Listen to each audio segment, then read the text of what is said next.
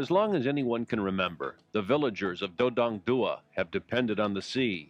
Here on the southern tip of Sri Lanka, in the early morning light, fishermen land their dugout boats on the beach, just as their ancestors had done centuries before. There are 2 or 3 in a boat at sea, but there are several families all involved in the operation of each boat, and the daily catch is shared among them.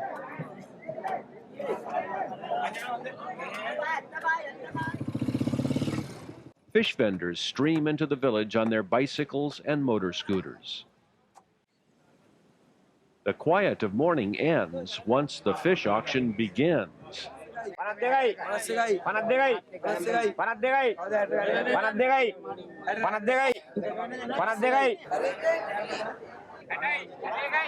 This fish market is like most fish markets around the world. There's a lot of haggling going on. The average fish here will bring the fishermen about 50 cents. The vendors will take their goods into the local neighborhoods where their cries of malu malu will alert the residents that the rolling fish market has arrived. Malu malu!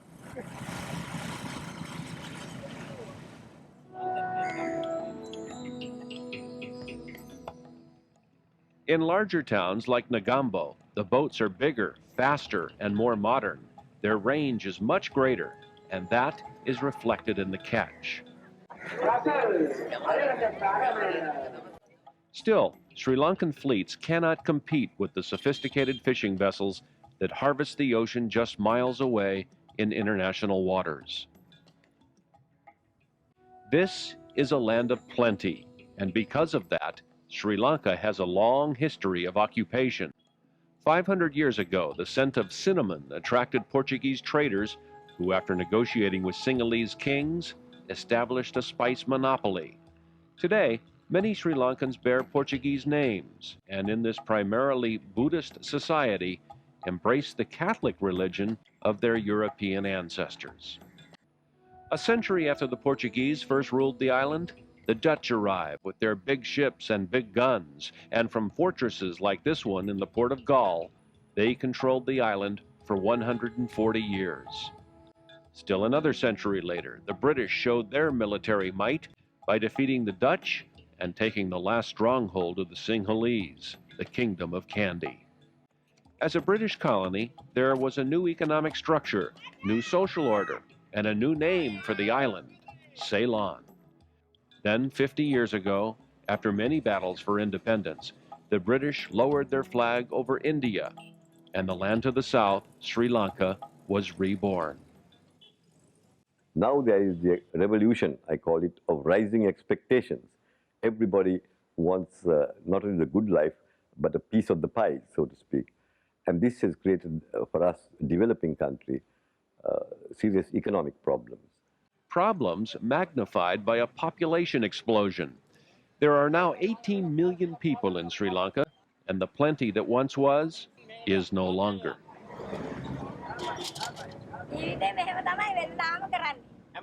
The old woman sells vegetables on the streets of Colombo, has for most of her 74 years.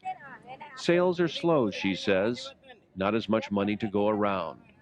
On a good day, she will work 9 hours and earn 125 rupees, about $1 US. Barely enough to get by, she says. While her produce is harder to sell, one commodity remains strong. As far as the eye can see in upcountry Sri Lanka, there are tea plantations started by the British. Ceylon tea, regarded by many as the best brew in the world, remains a major export. To grow it, you need altitude, sloping terrain, a warm climate, and the right amount of sunshine and rainfall. The hill country of Sri Lanka has it all. The harvesters of this crop are all women, many of whom are born on the plantations and into this life. Only the top leaves of the bush are plucked because they make the heartiest tea. A daily quota is expected from the pickers. When they weigh in at the end of a long day, anything over the quota is rewarded with a bonus. A productive tea picker makes $2 a day. The Milford Tea Factory follows a strict procedure. First, the leaves are wilted. When blown dry, they lose 40% of their moisture. The leaves are then rolled and broken into pieces. The pieces are separated and allowed to ferment for 2 to 3 hours. Once the leaves have fermented, they are roasted at 200 degrees for precisely 24 minutes. Each step in the process is critical. The growers say this is what makes Ceylon tea so rich and separates one tea factory from another. The quality of the tea depends on the plantation. So the quality is done there, and the picking is done properly, and the withering is done properly, and the processing is 100% accurate. So the quality naturally is better. Once the taster has given his approval, the tea is packed into boxes and sent off to brokers all over the world. Today, in independent Sri Lanka, the plantations are privately owned. While factory owners enjoy a handsome profit, life for Sri Lanka's plantation workers remains much as it has for 200 years.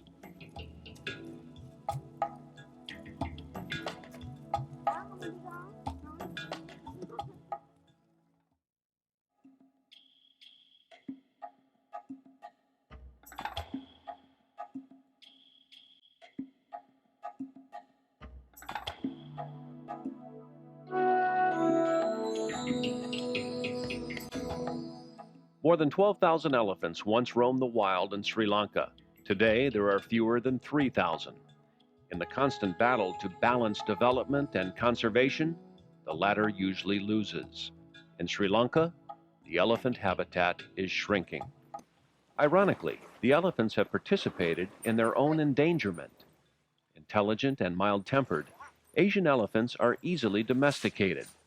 Their ability to reach inaccessible areas to remove timber and clear the land has been a valuable resource to Sri Lankans for some 2,000 years.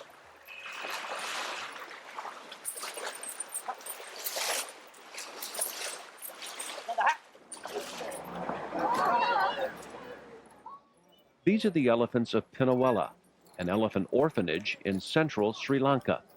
The herd varies in size. Sometimes there are up to 100 orphans.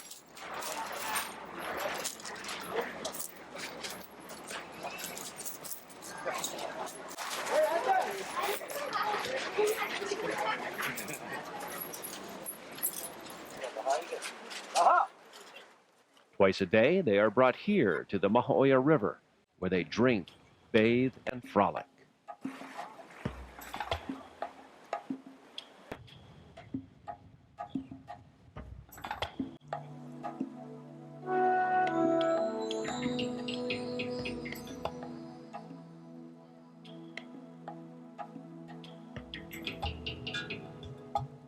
Ranging in age from 6 months to 60 years, many of the younger elephants were found lost or abandoned in the jungle after their parents stepped into gem pits and suffered slow and painful deaths.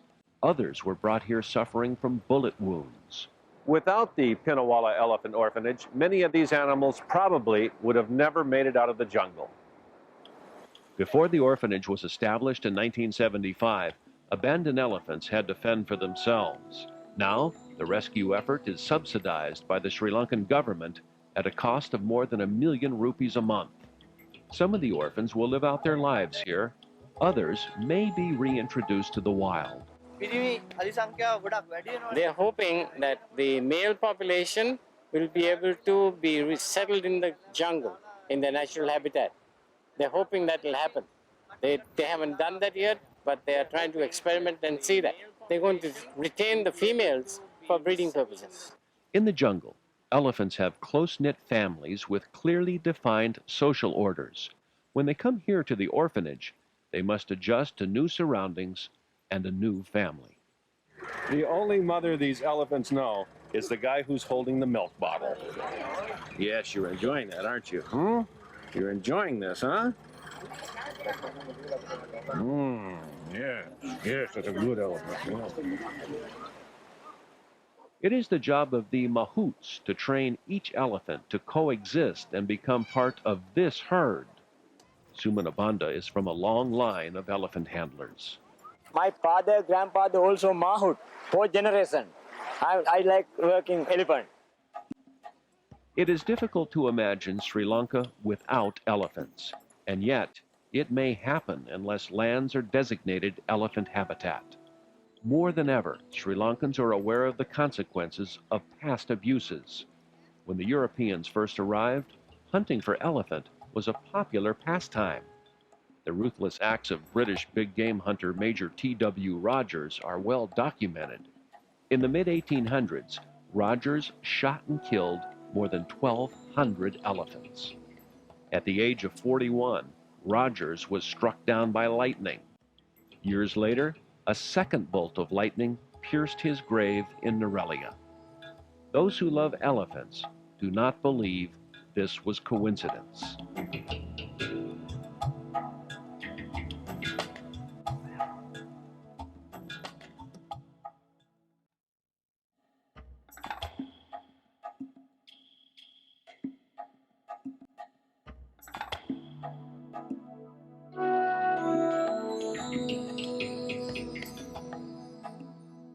250 years before Christ, robed pilgrims appeared on Sri Lankan shores to teach the words of Buddha. To desire nothing, they preached, is the only way to attain true happiness. Islanders embraced the religion, and Buddhism has spiritually and culturally influenced life here ever since. This is the city of Kandy in the Central Highlands, once home to Sinhalese kings. It is the one stronghold neither the Portuguese or the Dutch were able to conquer. The mountain kingdom was fiercely defended, for it is here where the country's most sacred relic lies, the tooth of Buddha himself. The Temple of the Tooth has a constant flow of worshippers. It is not unusual to see elephants in the city of Kandy. During the Isala Perehara, their numbers grow. The town fountain becomes a favorite water hole.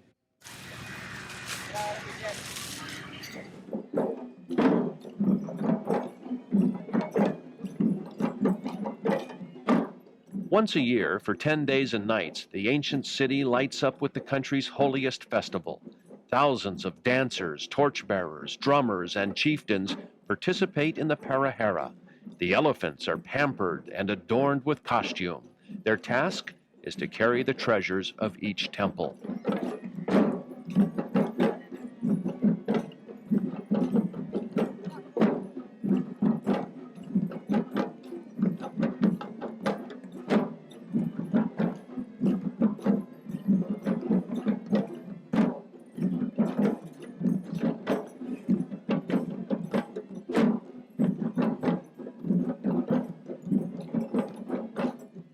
A town of 100,000 spills over with 500,000 visitors from all over the world. They have come to witness this grand event and the passing of the Dalada Maligawa. The tusker carries the sacred tooth, which is said to have been snatched from the flames of Buddha's funeral and smuggled into Sri Lanka in the hair of a princess.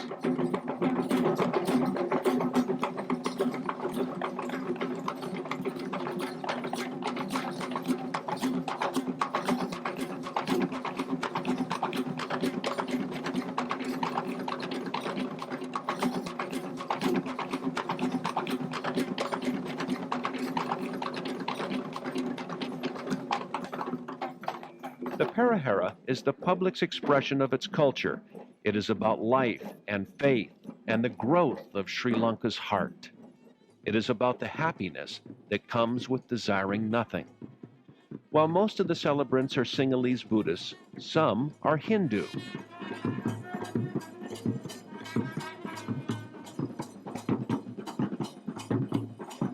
Sinhalese and Tamils are not without their political problems, but the perehara is a forum and an example of how communities can and do come together as one people.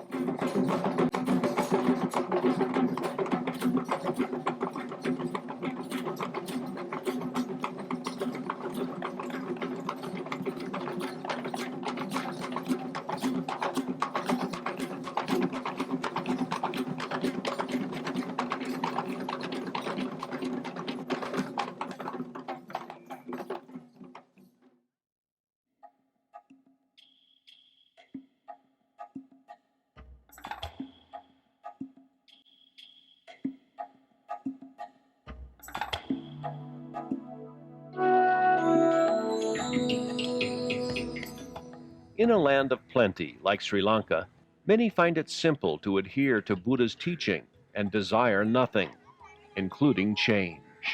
The stilt fishermen of the southern shore must be very happy, for this type of fishing has remained the same for hundreds of years.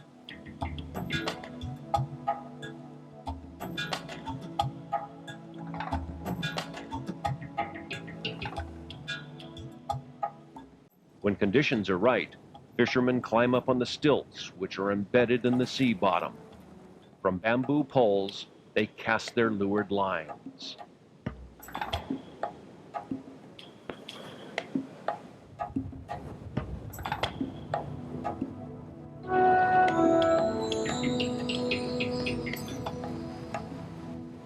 It is an honored tradition to occupy a stilt here.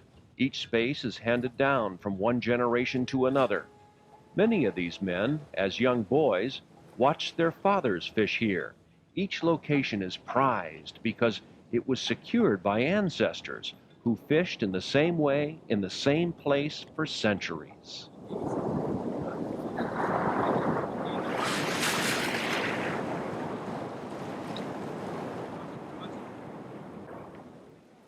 While stilt fishermen consider themselves fortunate, they don't make a lot of money. This man has caught some 50 fish today. He'll earn 75 rupees, about $1.50. Actually, the expectations are not very high. If they could get by the day without much problem, and to have, to have the basic facilities needs of a person. So with that, they are very much content. That's what they have been doing this for years and years and years.